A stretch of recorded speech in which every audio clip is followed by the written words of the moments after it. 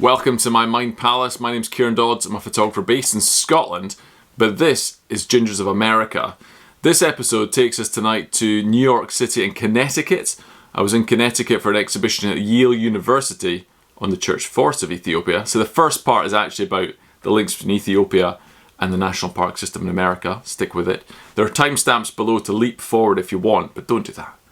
The next bit is going into Manhattan to a studio to make the Gingers of America portraits from New York and around. And then the last bit is a brief interview with Chris Cappy, who's a total legend photographer. He's worked for Time, New York Times, and also won World Press Photo Awards and many other things. So he's a legend and he was helping me out. Probably the most overqualified assistant I've ever used, but he's a good friend as well. So there's a little bit of a clip of him at the end, a rare clip of Chris. So stick around for that. Thanks for watching. Please leave a comment, subscribe, do all the stuff you need to do in this day and age to be a fully functioning online human being. Thanks for watching most of all. Enjoy.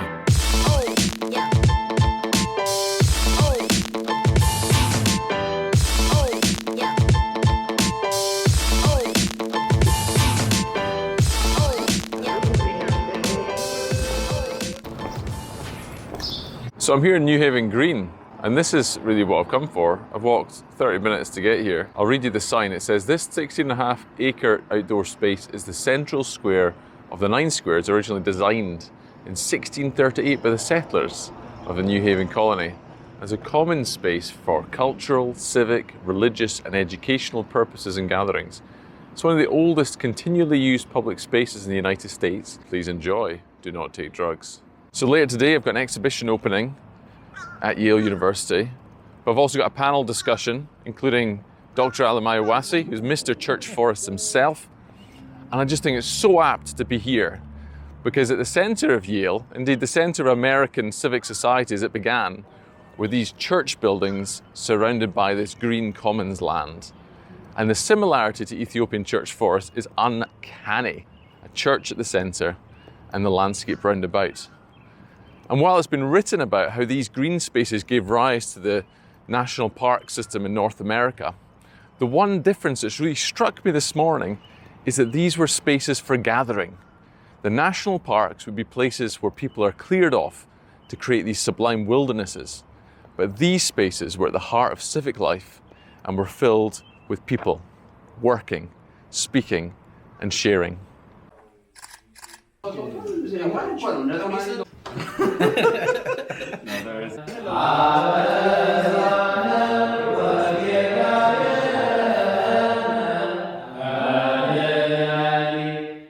I think, especially in the West, in the zoological circles, David Attenborough films, we tend to see Africa as an Eden.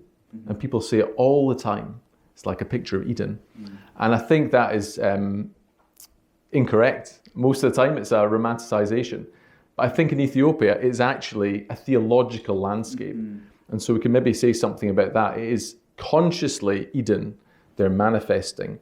You see, I'm interested in ecology, how animals distribute across a landscape, whether that be Ethiopian church forests or gingers across America. Why are you here? How have we come to be here? Why? Anyway, I went to New York next.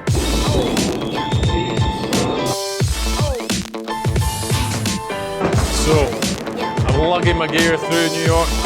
I've got 2 days ahead. Today's the big one. Got that feeling of trepidation. I've got some good people as well. The first person's on their way. I have my assistant Patrick, and it's about to begin. So you actually just had a birthday this week. I did. 7, I think. 7. And for your gift, she's bought you a photo session. That's right.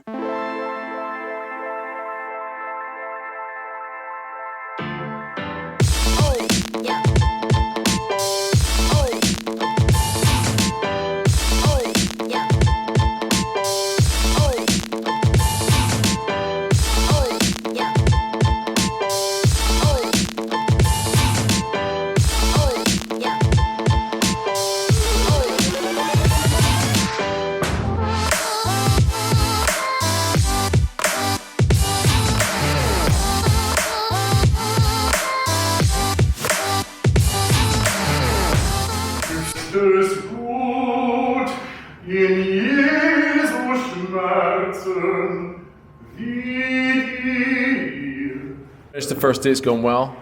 Patrick has been a star. This is Pimo. How was it? It was good. I thought, it was really interesting meeting all the different people. I expected the majority to be like the Celtic and Pictish areas, like the Scots and the Irish, but we had some Italians, a bunch of other people around, and yeah, it was awesome. It was a great time. So on this trip I've chosen a studio which is near Times Square, near the New York Times.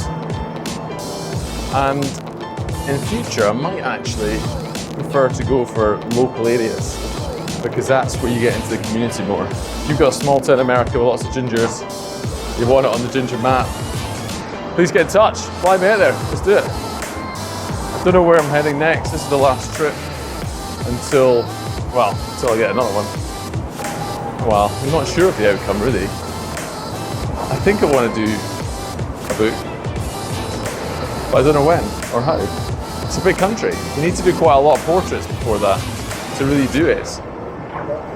But I think November, that'll be the first time I publish it.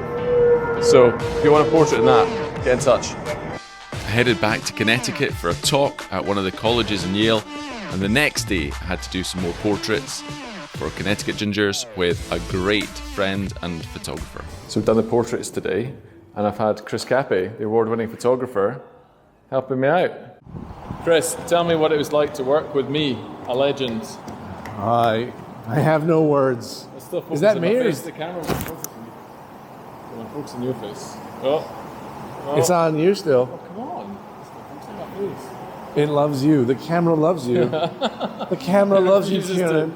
I'll just speak into the microphone while we work for many publications, New York Times, Time Magazine, and you were helping me today. Was this the highlight of your career? Oh gosh. What did that door? Scenes. That was on purpose. What did you discover about ginger today? What did I? About gingers? It was great to watch you work with people. I mean, it was lovely to just see how you are naturally with another human being that you're photographing. Yeah. That's nice. Yeah. Oh, you say the nicest things. Where are we walking? Oh, past my car. I think to watch somebody actually who makes pictures for a living, to watch them do it, it's like the perception versus the reality is completely different. I mean, it's just kind of a click and then it's done, right? Like there's nothing glamorous about it. We're not rock stars. It's just these natural kind of moments. I mean, I love seeing the pictures that you already made and having not been in the room while you're making them, but then watching you make these pictures. And I'm looking forward to seeing these photographs and then having connected to those photographs the memory of being in the room and watching you make them. It's going to be a different experience. The context is different. It's a pretty glamorous context. Now we've got Paul Haven over there. We've got Tom Dice, Jim. I mean, the whole. And outside the door were people doing, what were they doing? They were like doing hip thrusts the whole time, like with weights. It was a gym next door. Just to be clear. You're making art in one room and there's hip thrusts happening in the other room, and they were holding some pretty heavy weights. Yeah, I mean, it's impressive. They're strong people. Next time on Gingers of America, I don't actually know what's happening next. So if you want to come along for the ride, I'm on Substack, captions down below. And if you're watching at this stage, you're probably my mum and dad. And if you're not, please like and subscribe and share. Thanks for watching. Have a great day. Thank you for watching this video. There are more videos on the website from Gingers of America, including looking for Native American gingers. And please subscribe for more updates on this project or the church forests or other things. I'm writing on Substack now, and you can support all these projects by going along there. I also do a monthly free email, which is updates and inspiration, hopefully. So please go along there. Thanks for watching. If you're here, why are you here? Leave a comment. Thank you.